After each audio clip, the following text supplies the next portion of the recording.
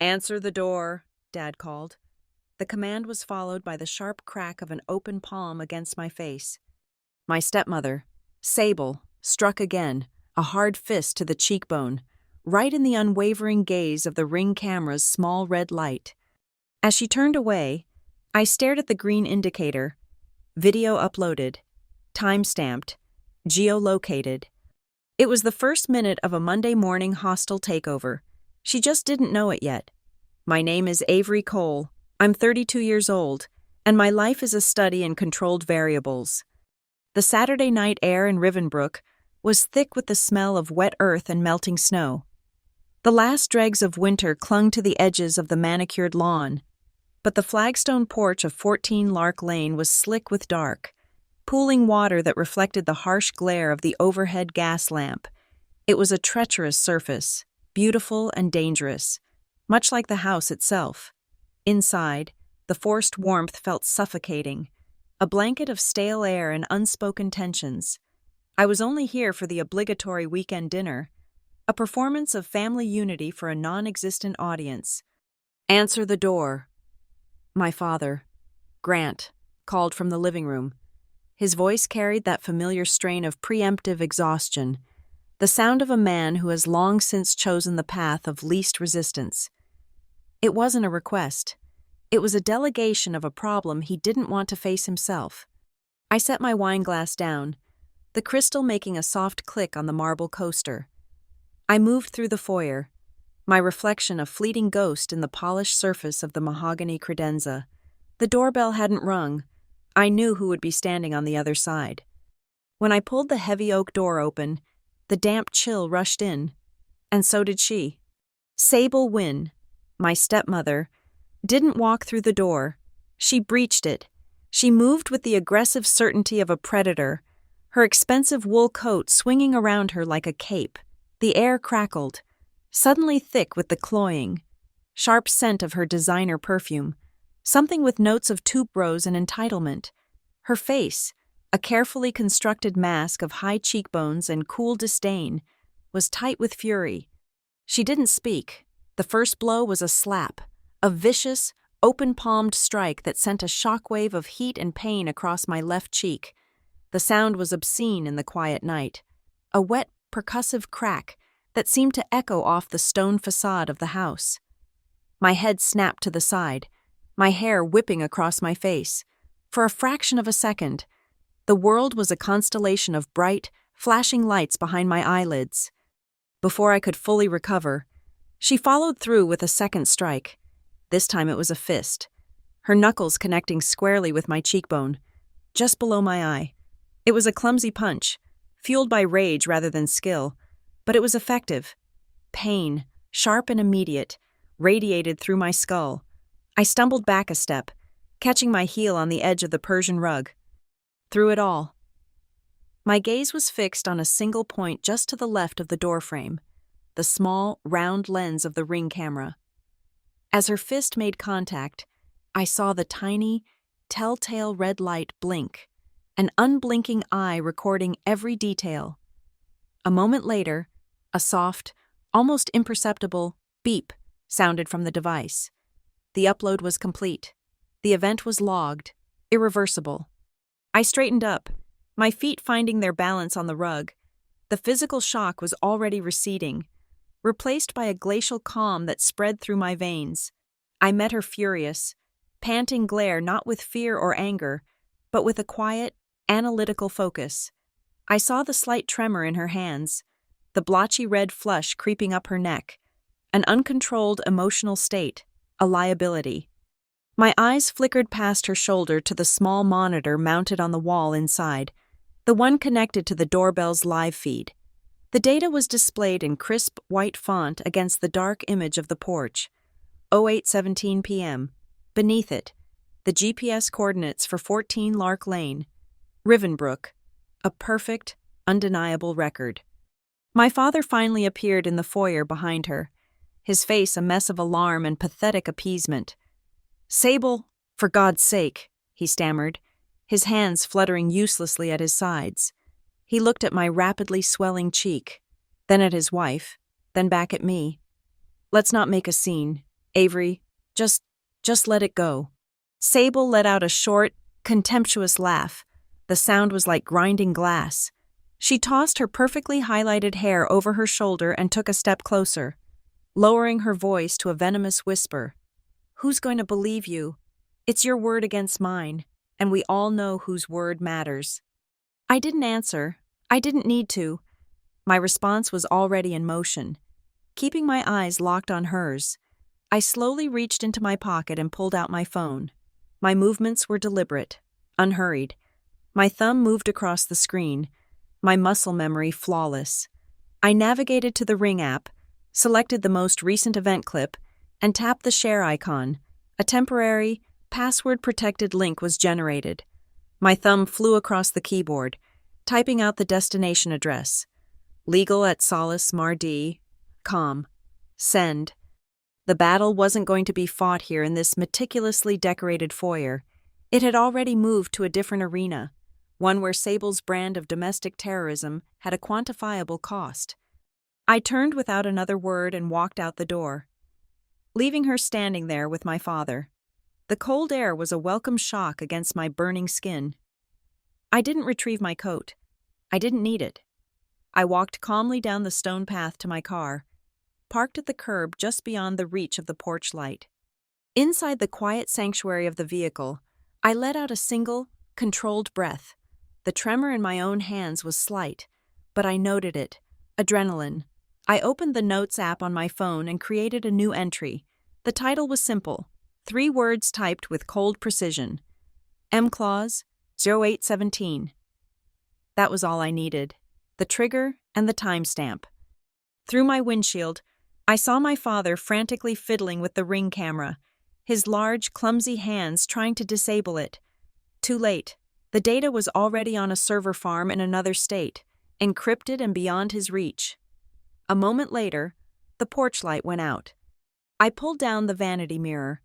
The left side of my face was already beginning to puff up, a dark, ugly bruise forming under the skin. It throbbed with a dull, insistent rhythm. I felt the pain, acknowledged it, and then filed it away. It was just another data point. I put the car in drive and pulled away from the curb.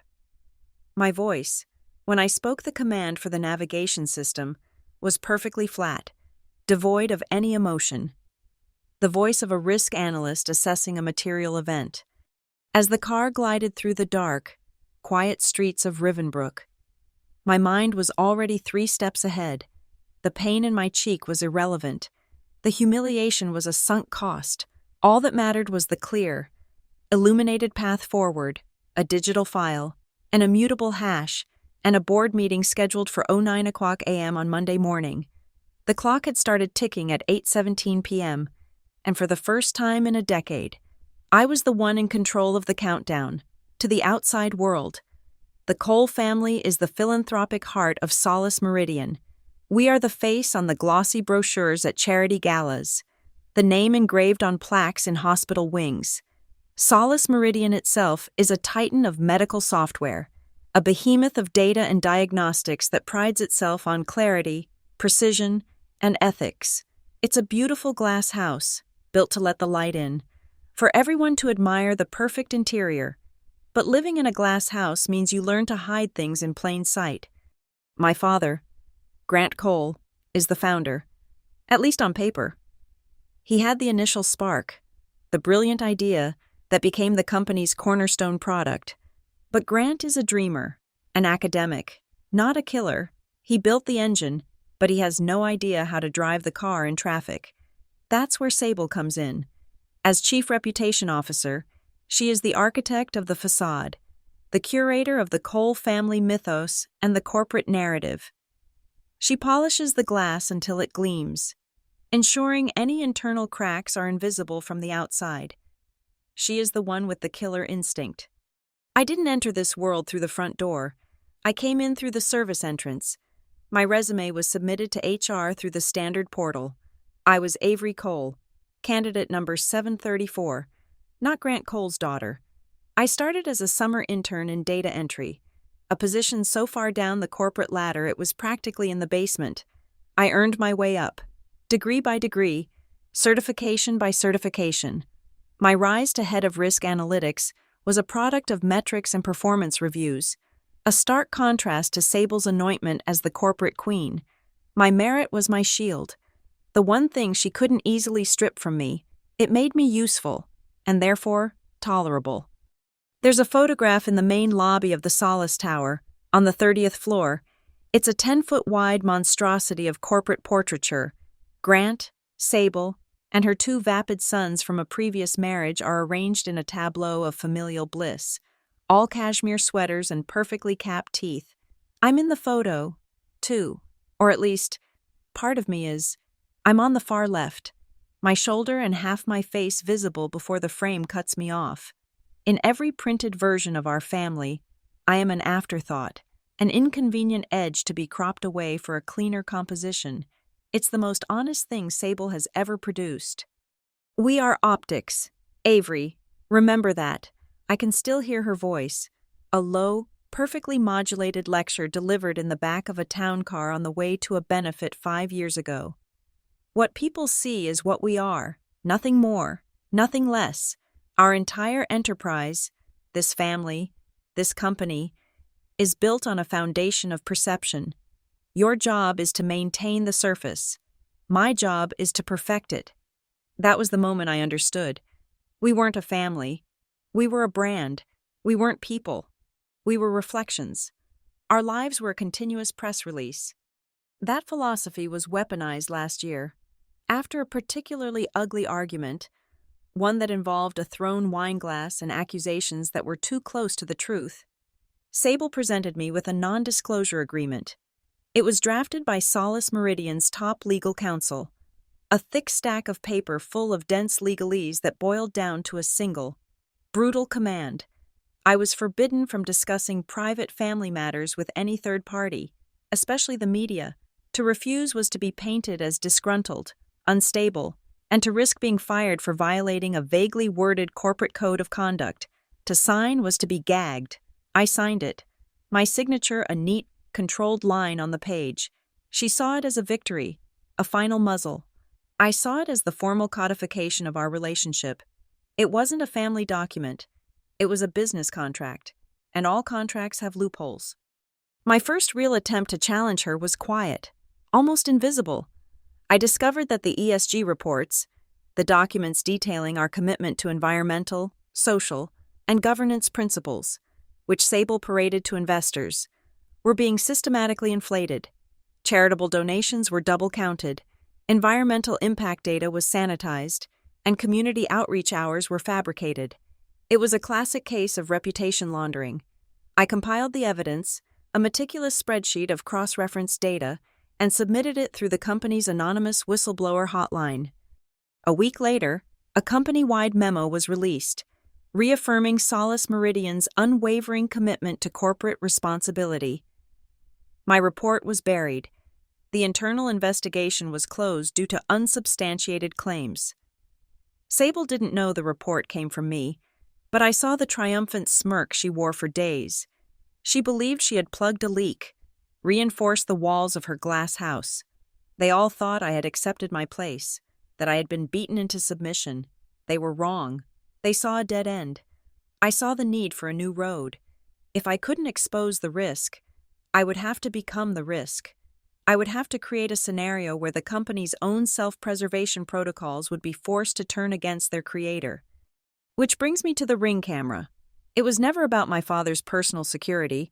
About 6 months ago, I established a small, single-member LLC, a consulting firm on paper. Its first project was a pro bono neighborhood security initiative for the affluent block of Rivenbrook, where my father and Sable live. I offered to coordinate and subsidize the installation of a networked security system for a dozen houses, including theirs. The system, Ring cameras, motion-activated floodlights, cloud storage, was all registered to and managed by my corporate entity. It was a legitimate business expense, a community service project. It was also a Trojan horse. My father just saw a free tech upgrade. Sable saw a deterrent for common criminals. Neither of them saw the chain of custody I was building, piece by piece. Who's going to believe you? Her words from last night echoed in my mind. a taunt born of supreme confidence in her own power to manipulate reality. She believed any evidence I had was my word against hers. He said, she said scenario she knew she could win. She imagined a physical tape I might have, something that could be seized, erased, or discredited. She couldn't conceive of the truth. As I drove away from their house, I pictured it. The 42-second clip of her assault, designated by its timestamp, was not just on one cloud server. The moment it was uploaded, it was replicated. A copy in Virginia, another in Oregon, a third in Ohio, within minutes. Automated protocols I had scripted months ago would have triggered further replications to secure off-site servers in Ireland and Germany. Each copy would be hashed, its digital fingerprint logged on an immutable ledger. Her threat was about a lack of proof, but as she stood on that porch, fuming in her victory, her proof was already propagating across the globe, a silent digital army multiplying in the dark. She thought she was in a shouting match. She had no idea she was in an arms race she had already lost. The engine of my revenge is not emotion. It is process. And the process began 2 weeks ago, in the sterile silence of a virtual data room. Solace Meridian was, and is, in the final stages of a merger negotiation with Vantage Care, a larger healthcare conglomerate. This deal is Sable's magnum opus, the transaction that will cement her legacy and my father's fortune. As head of risk analytics, I was granted access to the draft contracts, a 400-page mountain of digital paper. I wasn't meant to be looking for contractual weapons. I was tasked with running standard deviation models on market risks, but I read everything.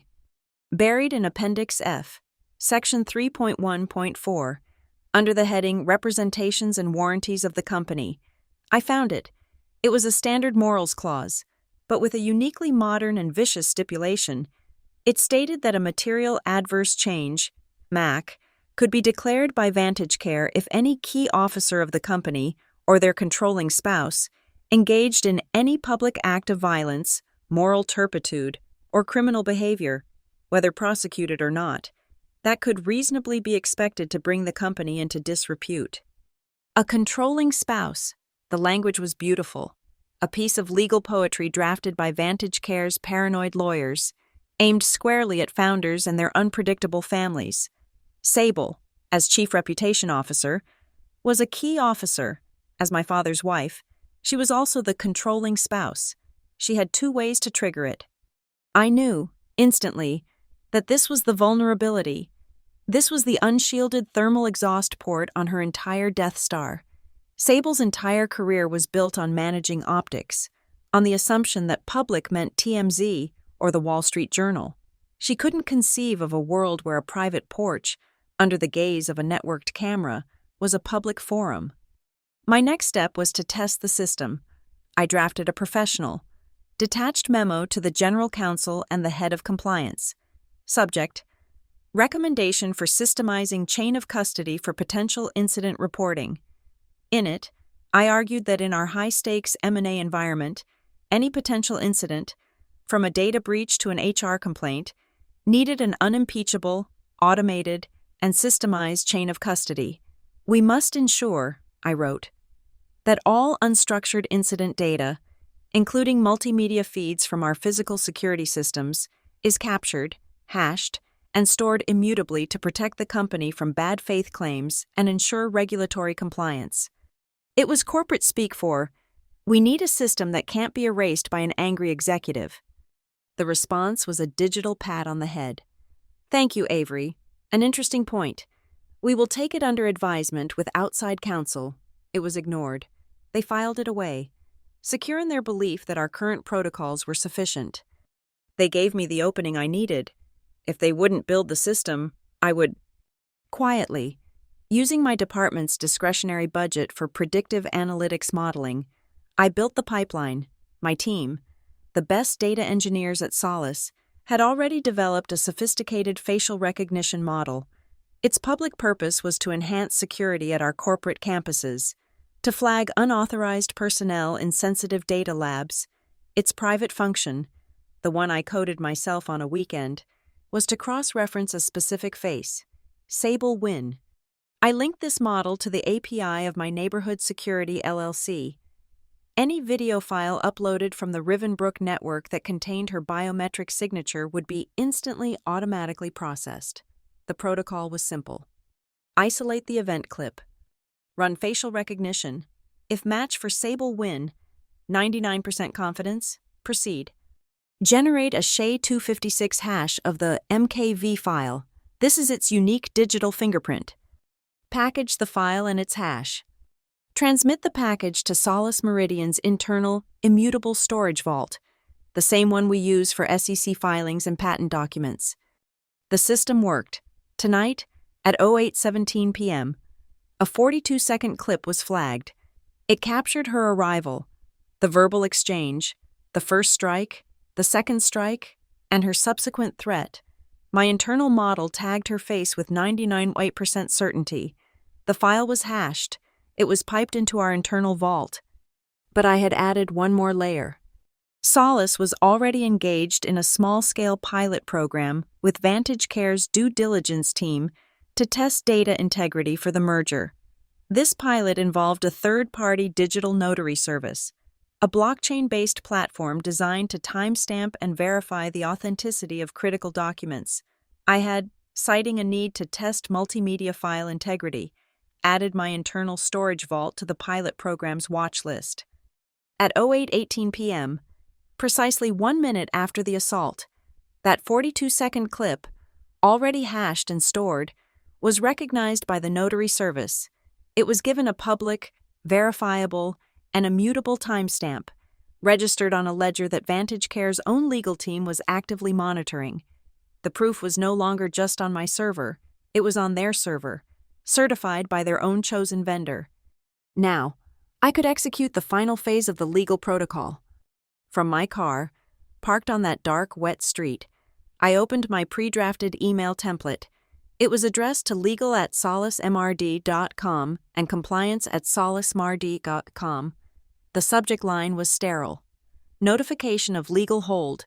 Incident report 0817 p.m. S8. The body was short and procedural. To the General Counsel.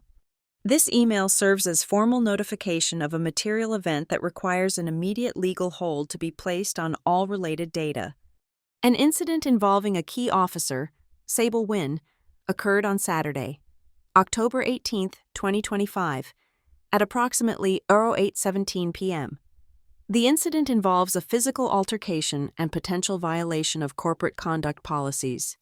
A 42-second digital video file of the incident has been captured and automatically logged in the internal immutable storage, a file ID, 77A0817SW. A SHA-256 hash has been generated, and the file's authenticity and timestamp have been independently verified by our third-party notary partner. Please preserve all logs, emails, and data related to this incident and this officer pending a formal review. A. Cole, Head of Risk Analytics.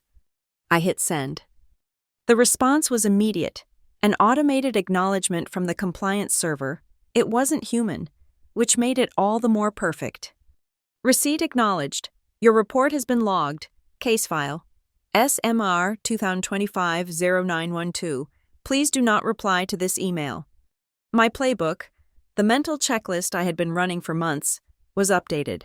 My father could go to the porch and smash the Ring camera with a hammer. Sable could call the security company and demand they delete the footage from the cloud. It would not matter. Deleting the source file at 14 Lark Lane would be like burning a postcard after the digital scan has already been emailed to the entire board. The immutable copy, the legally notarized original, was already in the corporate vault. Case file SMR 2025-0912 was now a permanent, undeniable, and auditable corporate record. I opened my calendar. I moved past my 8 a.m. data sync and my 8:30 a.m. team stand-up. I found the 9 a.m. slot reserved for the quarterly integration update. With the board of directors, I edited the title. It was no longer a simple update. The new title was stark: Board Meeting, Emergency Ethics Review, and MAC Trigger. I attached the single case file number to the invitation. No video, no description, just the number. The lawyers would see it, and they would know. The trap was set. The fire was lit. All I had to do now was wait for them to walk into the room and watch the glass house burn. The legal framework was the chessboard. The video file was the opening move.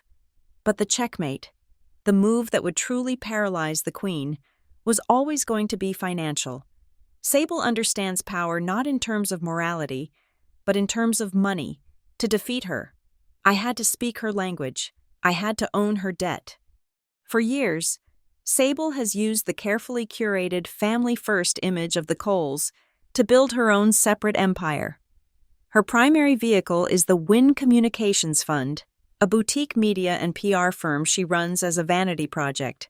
Though it's technically a subsidiary of Solace Meridian, she uses it to secure favorable press, manage influencer outreach, and most importantly, obtain preferential loans from banks eager to be associated with the Solace brand. The image of the stable, philanthropic Cole family was the collateral. But this expansion, this constant polishing of the brand, required capital, lots of it, and Solace Meridian, for all its profitability, was running lean.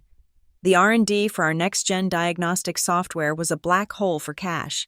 To fund Sable's PR machine and cover a temporary cash flow gap, the company took on a significant tranche of short-term debt 3 months ago. A bridge loan. I was in the risk meeting where it was discussed. The terms were brutal. The lender, a mid-tier investment bank, insisted on a particularly nasty set of covenants. The tightest of them all was tied to working capital. If the company's ratio of current assets to current liabilities dipped below a razor-thin margin for more than 5 business days, it would trigger a technical default. Solace was perpetually walking a financial tightrope. One bad quarter, one delayed payment from a major hospital network, one unforeseen event that spooked the market, and the entire structure would collapse. The company was being squeezed, and Sable, in her quest for a flawless public image, was the one applying the pressure. She had no idea that I saw this debt not as a liability for the company, but as an opportunity for me.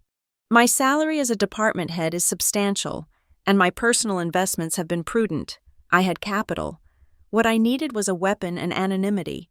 6 weeks ago, through a law firm in Delaware that specializes in corporate discretion, I formed Quarry Ridge Capital. It is a special purpose vehicle, an SPV. It has no website, no office, no employees. It is a name on a legal document, a bank account in the Cayman Islands, and an operating agreement that gives its sole, unnamed director absolute authority. Quarry Ridge Capital is a ghost, and I am its operator. I instructed my lawyers to begin quietly approaching the investment bank that held Solace's bridge loan. I made an offer to buy the debt from them. For a bank, selling debt is a standard, low-risk transaction. They get to offload the risk of a potential default and book an immediate, guaranteed profit from the premium I was willing to pay. After a week of negotiation, they agreed. The paperwork was finalized last week. As of Friday afternoon, Quarry Ridge Capital became the sole creditor for Solace Meridian's most restrictive short-term loan. My father and Sable now owed me. But owning the debt was only half the equation. The power lay in the fine print I had my lawyers draft into the transfer agreement. We added a specific clause, a rider to the existing covenant. It was elegant, simple, and deadly. It stipulated that if a material adverse change, MAC, event was triggered, using the exact same definition as the one in the Vantage Care merger agreement, the creditor, Quarry Ridge Capital, would have the immediate right to demand a temporary change in corporate control to protect its investment. This would involve the appointment of an independent chief restructuring officer who would have sweeping powers over the executive team. Sable's signature was not on this document. It was a transaction between 2 financial institutions. But the morals clause from the Vantage Care deal now acted as a tripwire for my debt. I had linked her personal behavior directly to corporate control. I locked in the final interest rate payment on Friday evening. The board was set. The pieces were in place. All I needed was the triggering event, a public act of violence by a key officer or their controlling spouse. I was waiting for her to lose control, to let the mask slip, to do something that could be documented. I thought I might have to wait months. I only had to wait 24 hours. Sable thinks in terms of shame and appearances. She believes the violence on the porch was a private matter, a messy family dispute to be buried. She cannot comprehend that in the cold calculus of corporate finance, her fist striking my face was not a personal failing. It was a material event. It was a data point that shifted the entire risk profile of a multi-billion-dollar corporation. Last night, after I had sent the legal hold notification, my phone buzzed. A text from my father. "Avery, please, call me. We can sort this out. Don't make this a bigger deal than it is." The plea of a weak man, begging for the quiet life he values above all else. He was asking me to help him put the mask back on, to pretend the glass wasn't already shattered. I typed my reply, my thumb steady. "I am following established corporate procedure for a documented incident. This is no longer a family matter." I didn't wait for his response. I immediately forwarded a copy of my legal hold notification, along with a one-page executive risk summary I had prepared, to the lead counsel at Vantage Care. My summary was concise. It noted that a potential MAC trigger event had occurred, that an internal ethics review was pending, and that Solace Meridian's own protocols suggested a temporary postponement of any joint public relations announcements until the matter is fully resolved. I wasn't telling them to pull out of the deal. I was just giving them a very good reason to pause, to watch, to wait for my next move. I was seeding doubt in the very foundation of Sable's grandest ambition. Outside my apartment window, the last of the dirty snow from the weekend was melting away, revealing the green grass underneath. A change of seasons. In my email inbox, there was a PDF. It was the fully executed term sheet from the investment bank, digitally signed on Friday afternoon, the proof that Quarry Ridge Capital was now the master of Solace Meridian's fate. The first phase was complete. The board was set, the queen was exposed, and a hidden pawn now controlled the most powerful piece on the board. The debt, which had been a tool of her ambition, now wore my face. Sunday, the Solace Meridian Tower was a 31-story tomb of glass and steel, utterly silent. I was the only living soul on the analytics floor, my footsteps muffled by the thick, sound-dampening carpet. The sun hadn't yet risen over Harlow Point. The city was a grid of cold, distant lights. My work began in this pre-dawn quiet. My first act was to log into the corporate command console and activate the incident bridge.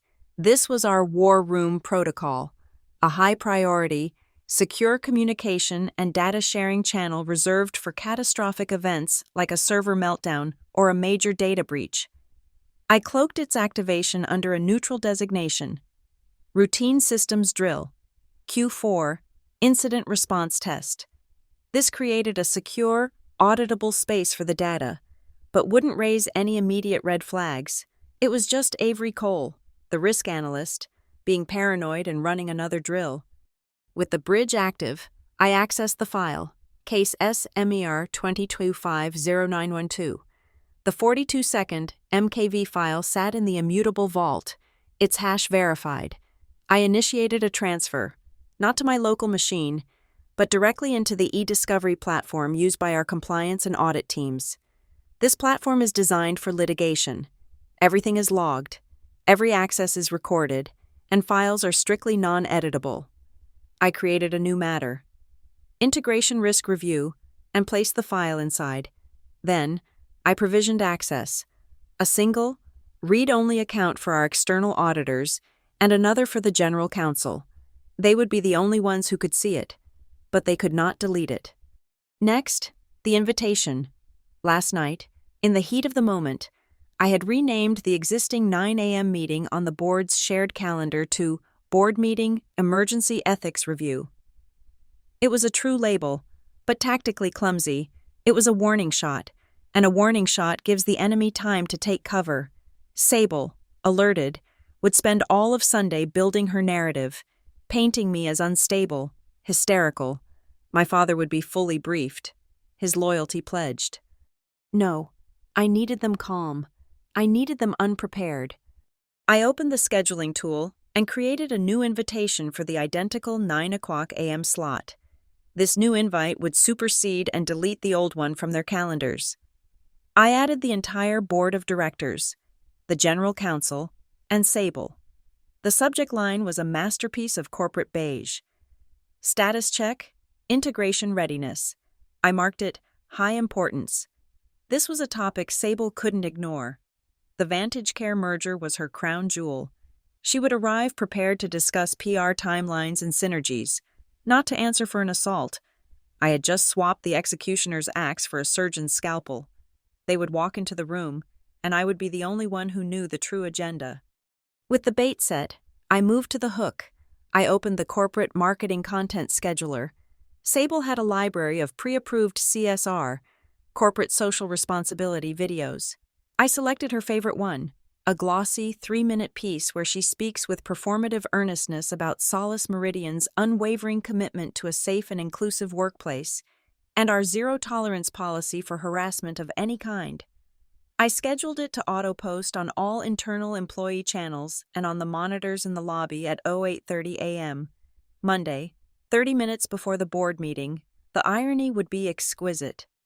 I opened my presentation software. The deck for the meeting would be simple. I created a single slide, white background, black text. In the center, in 48-point font, was the only data that mattered. 08:17 p.m. Saturday. OST 18. That was it. That would be the first thing they saw. The image of the timestamp. Not the violence. The cold fact. Not the emotional plea. I sent a brief, encrypted update to the outside counsel retained by Quarry Ridge Capital, my SPV. The message was 5 words. Potential MAC trigger event detected. They knew what this meant. They would have the default notices drafted and ready to file on my command. I did a final systems check. The first backup of the clip was in the ring cloud. The second was in the corporate immutable vault. I verified the third, a heavily compressed and encrypted MKV file, now resting in a cold storage vault, offline, air-gapped, and physically disconnected from the network. It was the digital equivalent of a bullet taped under the table. On my own desktop, I pinned a draft of an internal memo, the one I had written months ago. The file was named Safety DocX. The text was simple. A message to all employees. Today, the board has taken decisive action to uphold our stated values. We prioritize the safety and well-being of our team above all else. Our resources are available to anyone facing a hostile or unsafe environment. It was ready. I took my personal cell phone, the one my father had been calling and texting all night, and I powered it off. I slipped it into my desk drawer. Then, I took my corporate phone, the one tied to my compliance hotline duties, and placed it on the desk. It was a symbolic shift. The daughter was gone. The analyst was here. Finally, I walked to the executive restroom, the one with the good lighting and marble counters. I looked in the mirror. The left side of my face was a grotesque map of purple and yellow. The swelling had gone down, but the color was stark against my pale skin. It was ugly, and it was perfect. I carefully cleaned the small cut on my cheekbone and applied a sterile white bandage.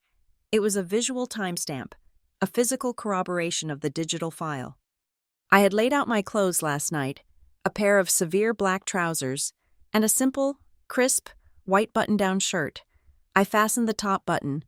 The high, stiff collar brushed against my jawline. It was tight. It was professional. It was armor. I looked at my reflection one last time. The bruise was hidden, but the bandage remained, a single, visible scar on an otherwise flawless surface. I was ready for Monday morning. The air on the 31st floor is different. It's thinner, colder, filtered to an unnatural purity. The boardroom at Solace Meridian is a perfect cube of glass, suspended over Harlow Point. This morning, a thick layer of fog shrouded the city below, making it feel as though we were floating in a gray, featureless void. The only reality was inside this room. The long, obsidian black table, the dozen leather chairs, the recessed LED lights casting a sterile, shadowless glow. My heartbeat was a steady, metronomic 70 beats per minute. I had checked it on my watch.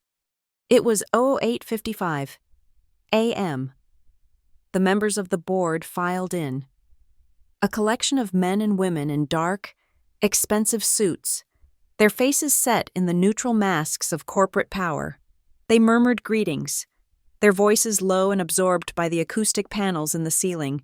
They took their seats, arranging their tablets and notebooks with practiced efficiency. They were here for a status check on the Vantage Care integration. They were unprepared.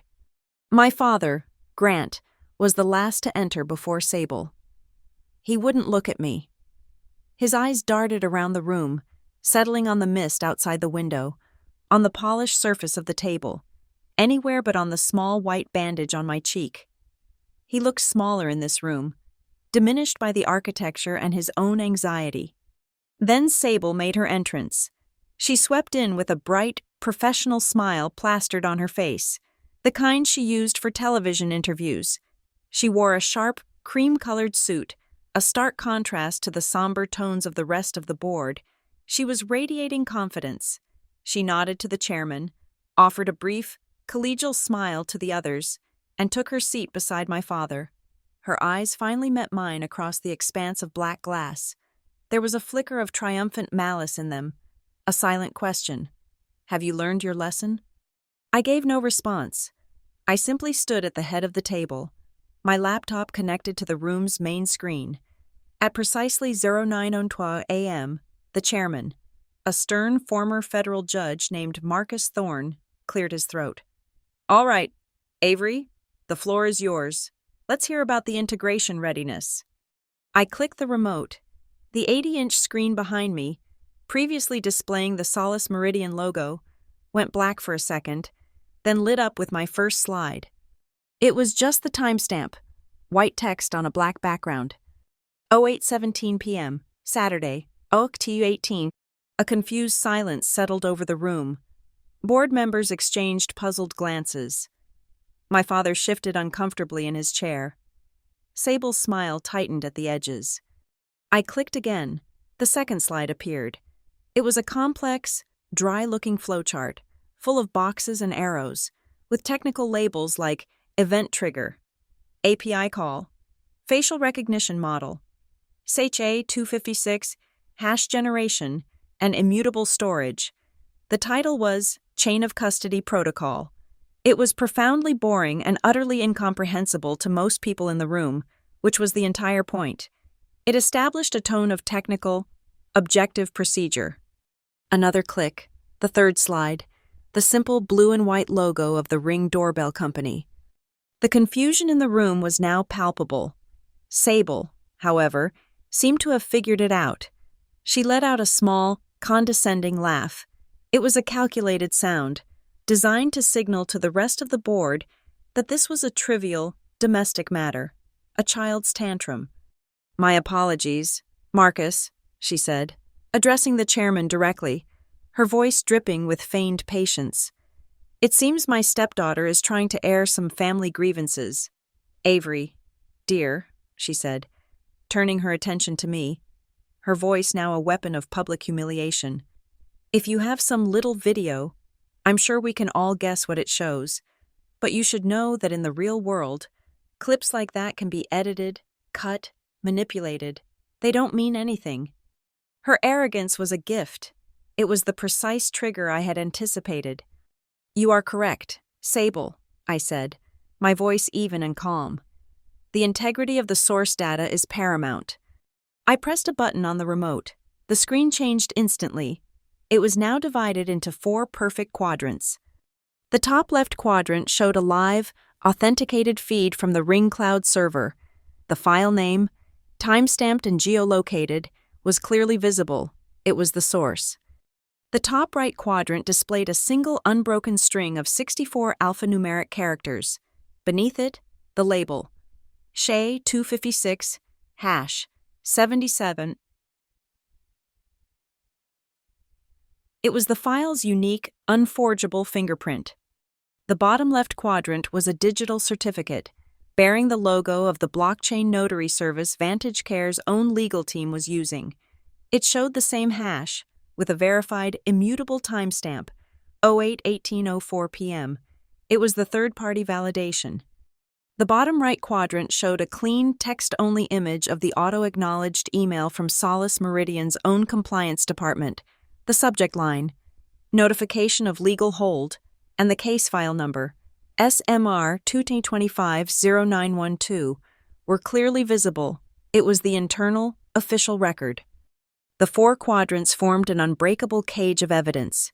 It wasn't just a video, it was a fully documented, independently verified, and internally logged corporate event. A sharp, dry cough came from the far end of the table. It was the general counsel. His face had lost all its color. The mood in the room had shifted from confusion to ice. The performance was over. This was a crisis. Marcus Thorne, the chairman, held up a hand. "Stop," he commanded, his voice the gavel from his former life. He looked at the general counsel. "I want a recess for counsel to review this, now." "That may not be necessary just yet." "Marcus," I said, my voice cutting through the tension. I clicked the remote one more time. A new document filled the screen. It was a PDF of an attachment from a press release Sable herself had approved and signed last month. It was a standard forward-looking statements addendum. I zoomed in on a specific paragraph.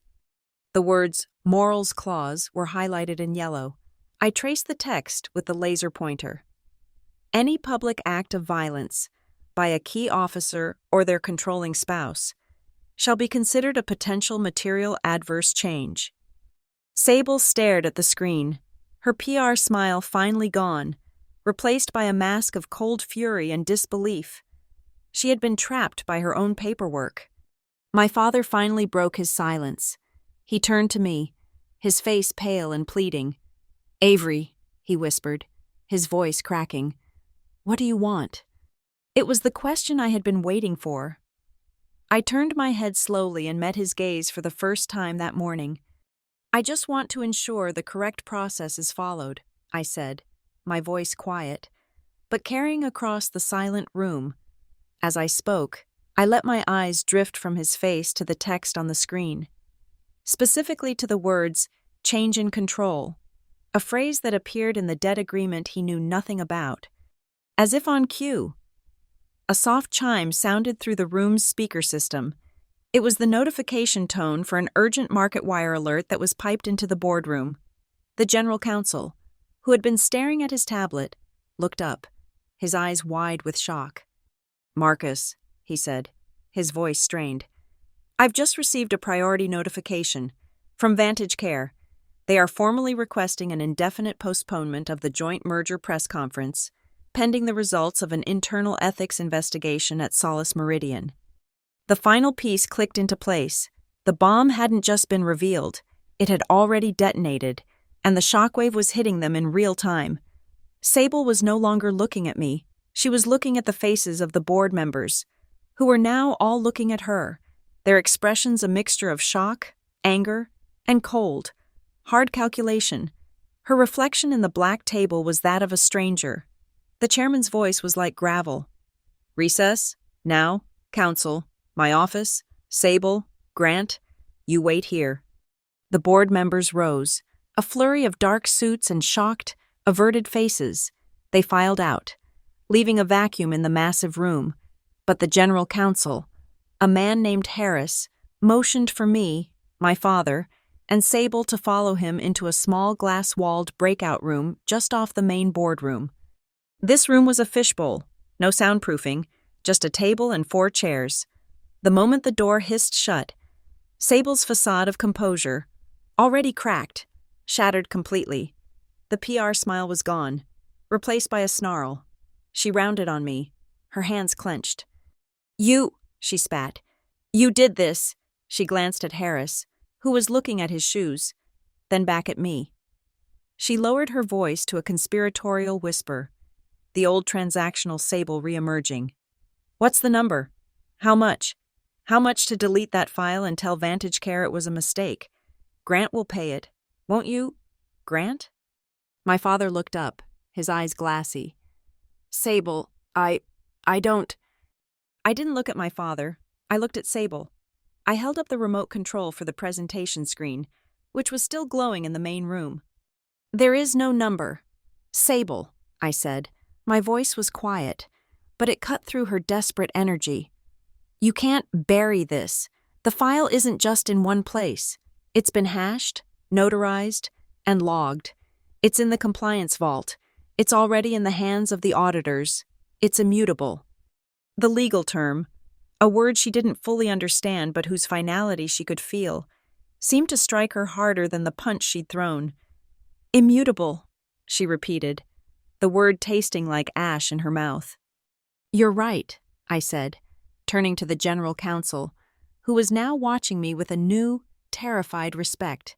"This isn't just a family matter."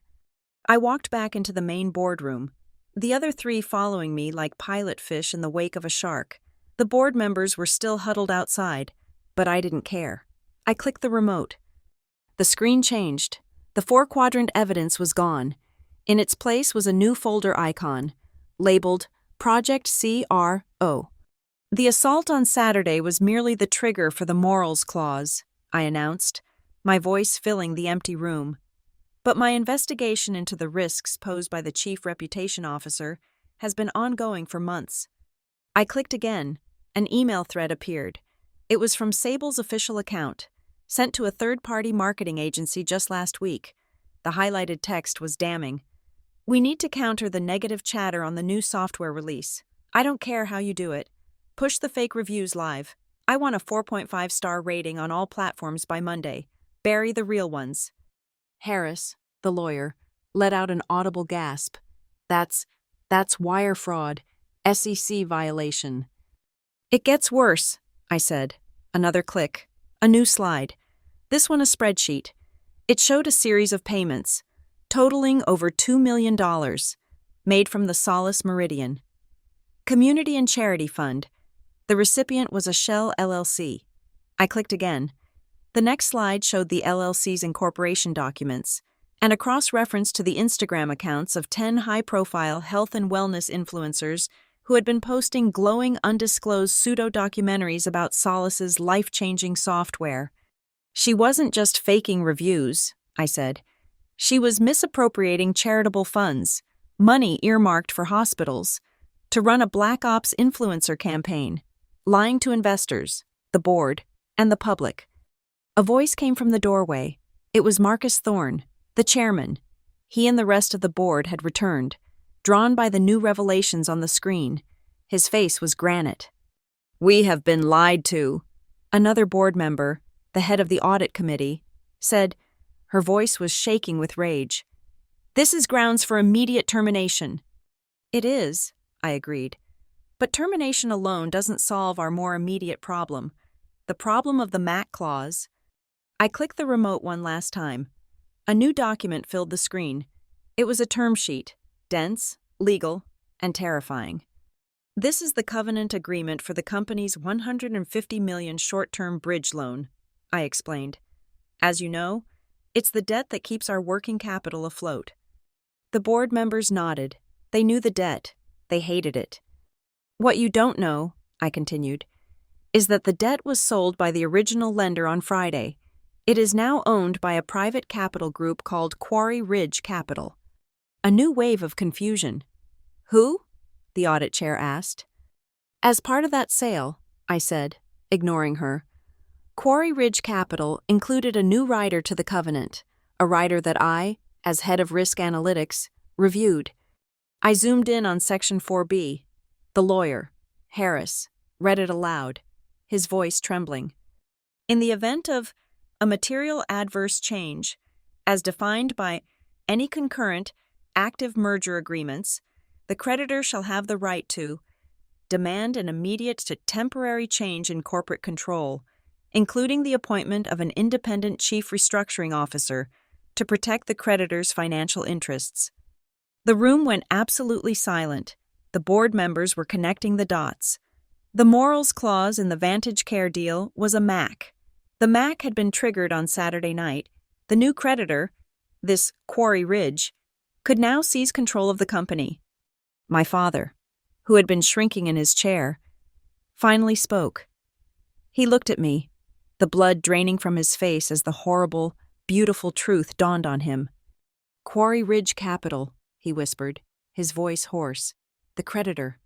Avery? Is it you? I held his gaze. I said nothing. I simply let the silence confirm his worst fear. I was no longer his daughter. I was the bank. Harris, the lawyer, answered for me, his eyes glued to the document. My God, the clause is ironclad. That's when Sable broke. It wasn't a scream. It was a primal roar of disbelief and fury. The mask was gone. The executive was gone. You will not take this from me, she shrieked, and she lunged, not at me, but at the remote control in my hand, as if smashing the small plastic device could undo the past 48 hours. She never made it. Before her hand was within a foot of me, a sharp, authoritative rap sounded at the boardroom door. Knock, knock. Sable froze. Everyone turned.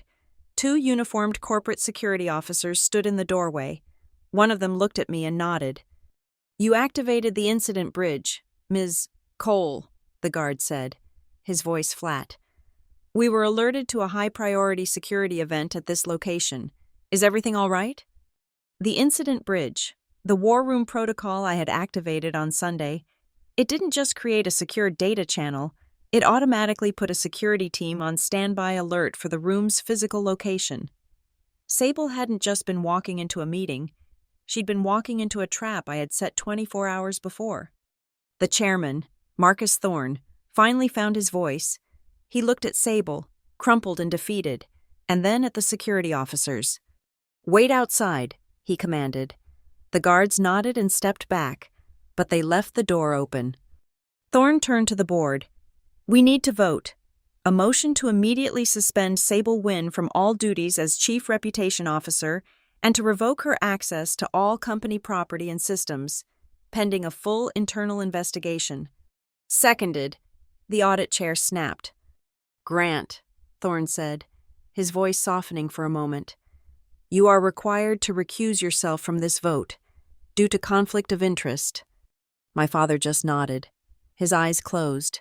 He had lost everything. All in favor, Thorne said. Every single hand went up, a forest of condemnation. The motion passes unanimously, Thorne declared. He looked at Sable. You're done.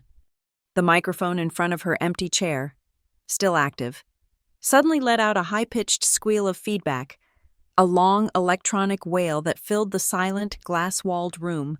It was the only sound she made.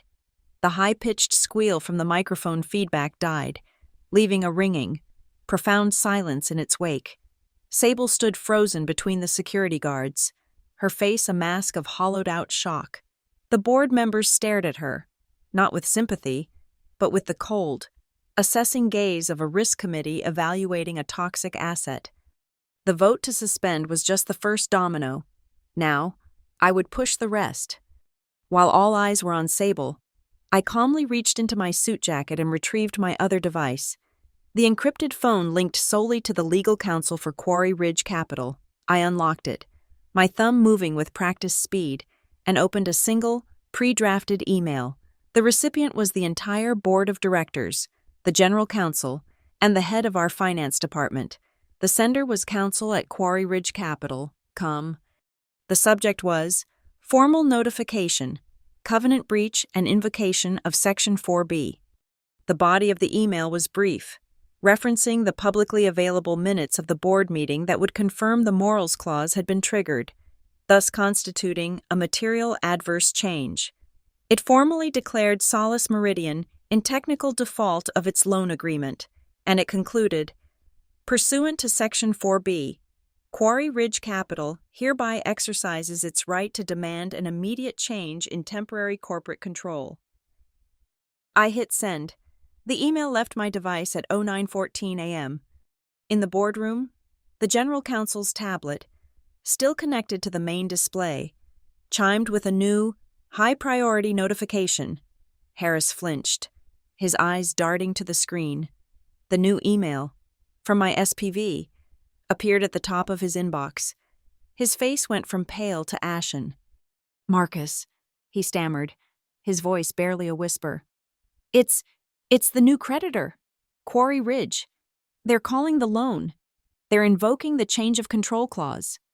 A new wave of panic rippled through the board, but before anyone could even process the financial implications, Harris's tablet chimed again.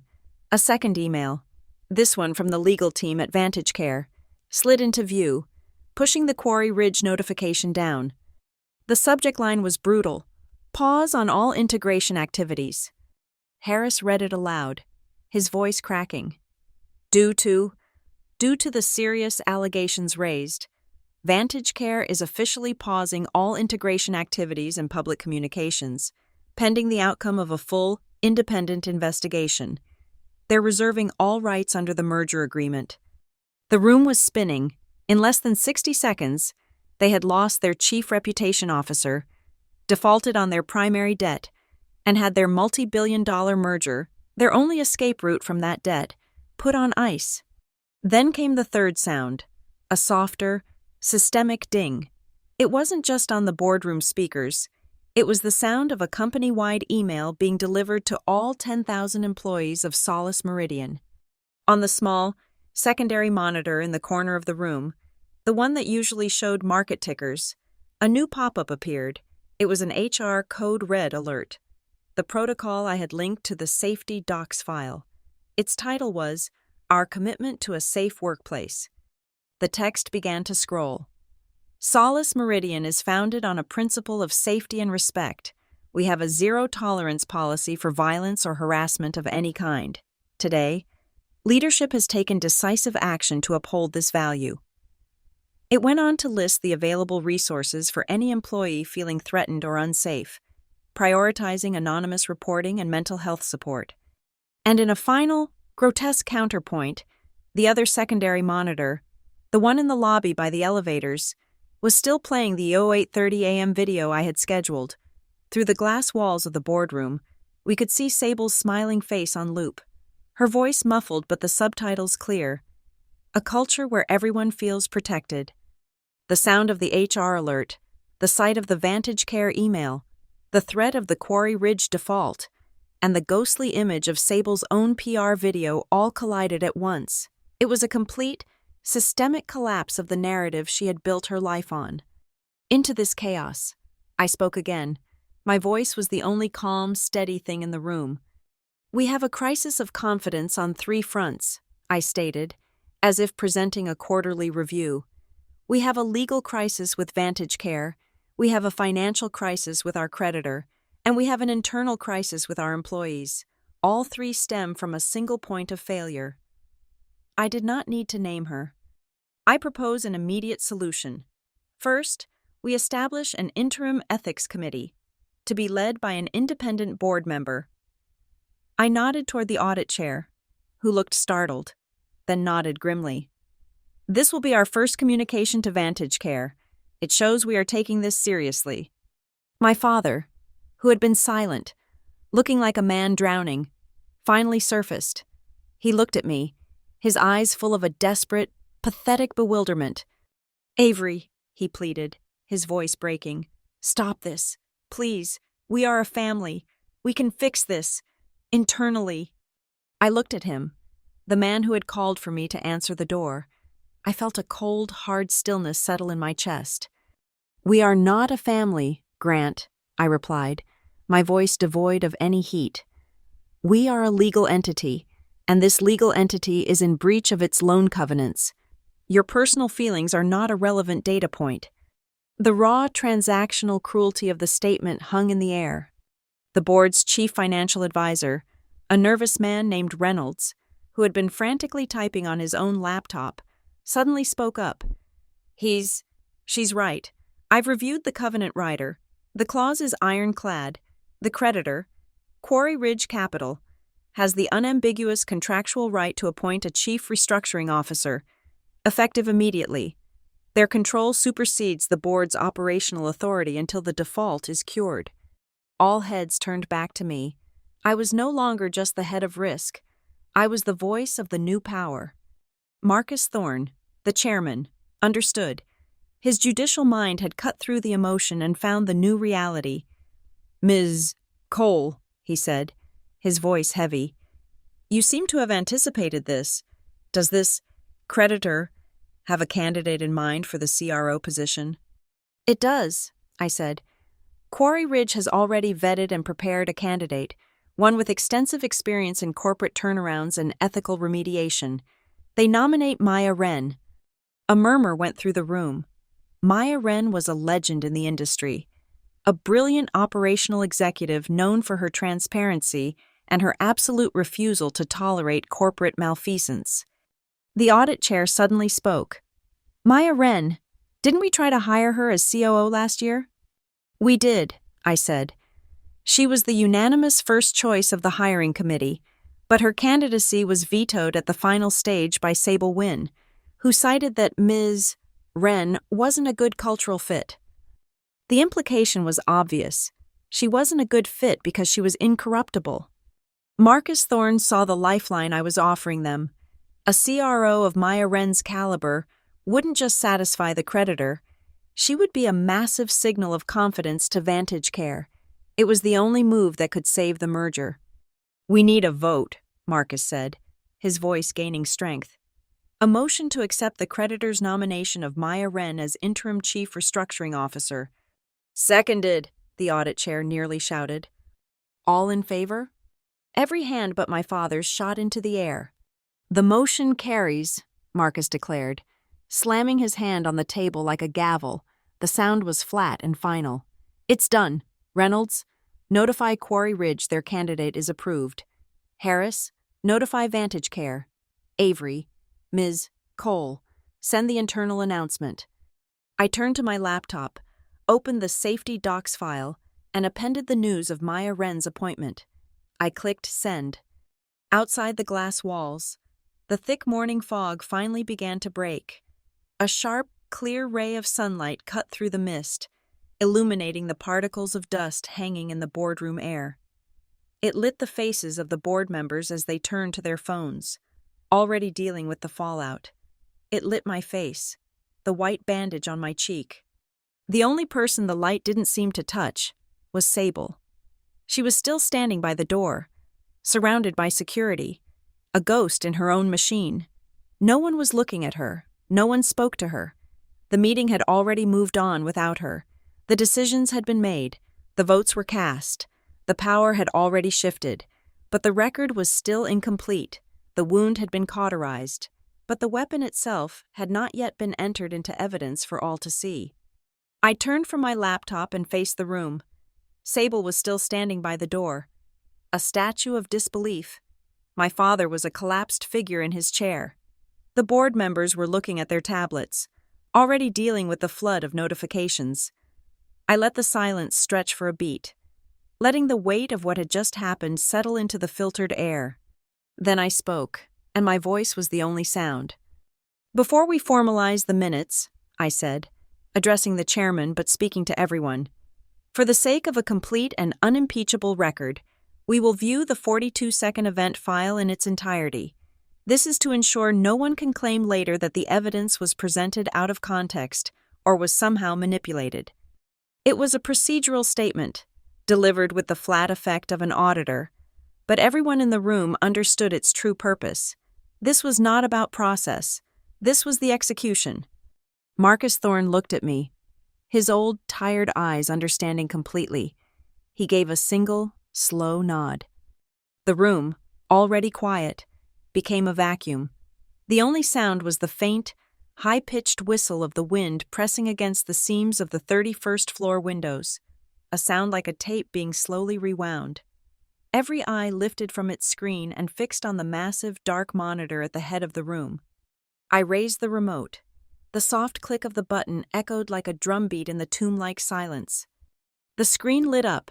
The image was stable, clear, lit by the unforgiving glare of a porch light. The wet flagstones glistened. The door opened. My own face, younger, less tired, appeared. Then, from the boardroom's perfectly balanced, high-fidelity speakers, my father's voice, thin, reedy, and pathetic. Answer the door. The words hung in the air, an indictment. On screen, Sable lunged into the frame. There was no sound from her, just the raw, kinetic energy of her fury. Then came the first sound, the crack of her open palm against my cheek. It was shockingly loud, a brutal, ugly noise that made several board members physically flinch. My head on the screen snapped to the side. The second impact was a dull, heavy thud, a closed fist. My on-screen self stumbled back. Then came her laugh. It was low and contemptuous, a sound of pure dominance that was even more chilling than the violence. "Who's going to believe you?" As she spoke the words, the system's auto-generated subtitles appeared at the bottom of the screen in a clean, white font, each word appearing in perfect sync with her voice. In the bottom right corner, a timestamp was running: 08-17-34, 35, 36. In the top right corner, the SHE A256 hash string remained, a static, unblinking witness, an exact match for the one they had seen on the evidence slide. It was a complete, hermetically sealed unit of truth.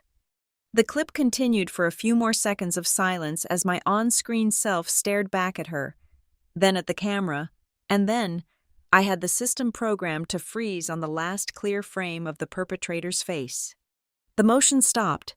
The screen was filled with a high-definition, perfectly clear close-up of Sable Wynn's face, her expression a perfect mask of smug, triumphant cruelty.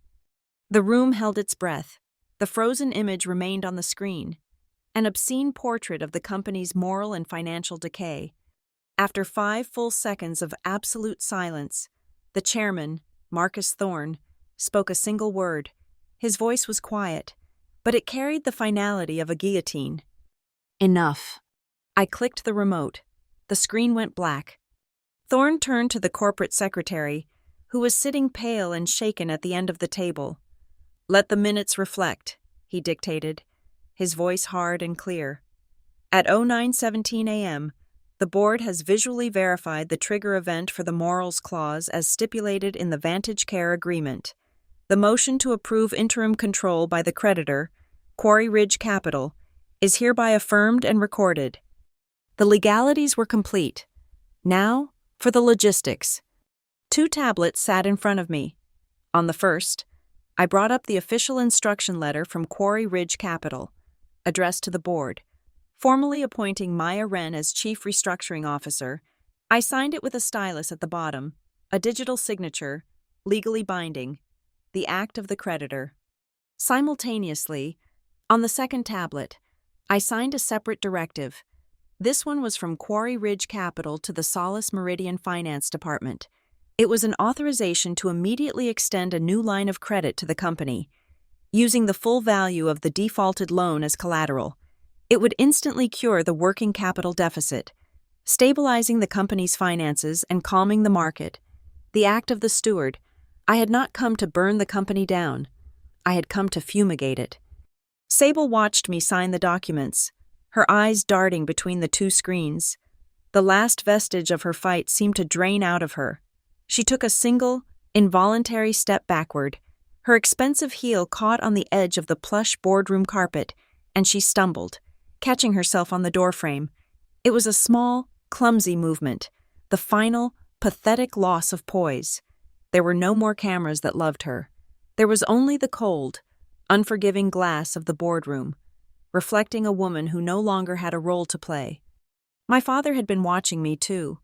As I set the second stylus down, he finally looked me full in the face for the first time all morning. His eyes were not angry. They were filled with a deep, bottomless well of confusion and sorrow. He didn't speak the question, but I could read it in his gaze. Why? Why like this? I met his look across the long, black table. I leaned forward slightly, and my voice was so quiet, I wasn't even sure he could hear it. I chose the process. That was all. That was the eulogy for our family. The chairman stood up, his authority now absolute. "Harris," he commanded the general counsel, "I want a press release drafted in the next 10 minutes. Announce the temporary suspension of Ms. Wynn and the immediate appointment of Maya Wren as interim CRO. State that the board is fully cooperating with our merger partners and that we are confident in a swift and positive resolution." He paused, then added the final, killing stroke. And make sure you attach the company's full, unabridged policy on employee safety and victim support resources. I want that to be the last thing they read." With the votes recorded and the new reality settled into the room, I turned back to my laptop. The machinery of the coup had done its work. Now, it was time to dismantle it. My fingers moved across the keyboard with a quiet, clerical precision. I closed the evidence folders, one by one. The email chains, the financial records, the secret contracts, each was minimized and secured. I accessed the incident bridge, the digital war room that had put security on alert, and typed the command to stand it down. The protocol was terminated. The threat was neutralized. Before I closed the presentation, I deleted all the preceding slides, the timestamp, the chain of custody flowchart, the 4-quadrant cage of evidence. I left only one, a new slide I created on the spot. It was a simple, stark white screen with 3 words in the center, in the company's clean, sans serif font. "We choose safety." I left it displayed on the 80-inch monitor, a silent, institutional tombstone for the regime that had just fallen. It was the new corporate mantra, born in the ashes of the old one. The chairman, Marcus Thorne, nodded to the security guards who were still standing, silent and imposing, by the door. They understood. One of them stepped forward and pulled the heavy glass door open. Sable didn't look at me. She didn't look at my father. She didn't look at anyone. Her gaze was fixed on the long, white, sun-drenched corridor that stretched out before her. It was a hallway she had walked 1,000 times as a queen. Now, she walked it as an exile. She didn't say a word. Her footsteps were silent on the thick carpet. She didn't turn back. The door hissed softly shut behind her. An era was over. Now for the final piece of business. I turned to the board. "There is the matter of the debt held by Quarry Ridge Capital," I said, my voice calm and even. The tension immediately returned to the room. I was still the creditor. I still held the power of life and death over the company. Quarry Ridge Capital is prepared to sell the entire debt instrument back to Solace Meridian, effective immediately, I announced. A wave of relief washed over the faces of the board members. "At what price?" the CFO, Reynolds, asked, his voice cautious. "At a discount of 2% from the face value of the note," I said, a gesture of goodwill to ensure the company's immediate liquidity and to signal confidence to the market. The relief in the room was now palpable. It was a generous offer, a clear signal that this was not a hostile takeover for profit, but it came with a condition. "In exchange for this favorable resolution," I continued, "Quarry Ridge requires one non-negotiable term, the creation of a new, permanent, and fully independent seat on the board of directors, a chief risk officer. This position will be an outside appointment, with final approval authority over all matters of corporate ethics, compliance, and public representation. They will answer to the board, not to the CEO." I let the conditions sink in. I was selling them back their company, but I was fundamentally altering its DNA. I was installing a permanent, structural defense against another Sable ever rising to power. Marcus Thorne looked at me, a long, appraising stare. He saw the full scope of my plan. It wasn't just revenge, it was a reformation. "The board accepts the condition," he said, his voice firm. The matter was closed. My father had been watching this all unfold, a spectator at the dismantling of his life. He finally stood up, his movements slow and tired. He looked like he wanted to say something, to offer a final plea or a word of condemnation. He opened his mouth, but no sound came out. I didn't give him the chance. I took out my personal phone, the one I had switched off on Sunday. I powered it on. The screen lit up with a cascade of missed calls and desperate text messages from him. I didn't read them. I found his contact in my chat history, swiped left, and pressed the archive button. The thread, a decade of conversations, vanished from my main screen, a digital severing, a quiet, bloodless end. A soft ding echoed from the tablets and phones around the room. It was the internal email I had sent, announcing the changes, the new policy, the new leadership, the new era, all of it now official, bearing the digital signature of the entire board of directors. The wheels of the corporation were already turning, grinding the past into memory. I raised a hand to my face and gently pressed the edge of the white bandage on my cheek. It was still tender. I caught my reflection in the dark, polished surface of the obsidian table. The person looking back was calm. Her eyes were clear. There was no rage, no triumph, no sadness. There was only a profound and unshakable stillness, the stillness of a thing that has been completed. I gathered my 2 tablets and my encrypted phone and walked towards the door. The board members parted for me. A silent sea of dark suits. I didn't acknowledge them. My work here was done. Out in the corridor, I walked towards the elevator bank. The sun was bright now, streaming through the floor-to-ceiling windows. I stopped in front of the polished stainless steel doors of the elevator and looked at my distorted reflection. Answer the door. The command that had started it all, on Saturday, it was an order I was forced to obey, leading to an attack. Today, it was a choice I had made from the inside. I had answered the knock of opportunity, of risk, of necessity, and I had opened the door to a new reality. There were no more words of revenge left to say. There was no grand, final speech. The most cutting remarks, the most satisfying victory, were not spoken. They were recorded in the official minutes of a board meeting. They were embedded in the terms of a debt agreement. They were written into the corporate charter. The result was the record. The elevator chimed, a soft, pleasant ding, and the steel doors slid open. I stepped inside. The doors began to close, shutting out the bright corridor. In the sudden quiet, I closed my eyes for a single second. I took one deep breath, and then I let it out. A long, slow sigh. It felt like I was exhaling the last remnants of a long, cold winter. It felt like I was leaving the melting snow and the wet, treacherous ground behind me forever. The doors closed. Thank you so much for listening to my story. It means the world to have you here. I'd love to build a community around these narratives. So please comment below and let me know where in the world you're listening from. It's always amazing to see how far these stories travel.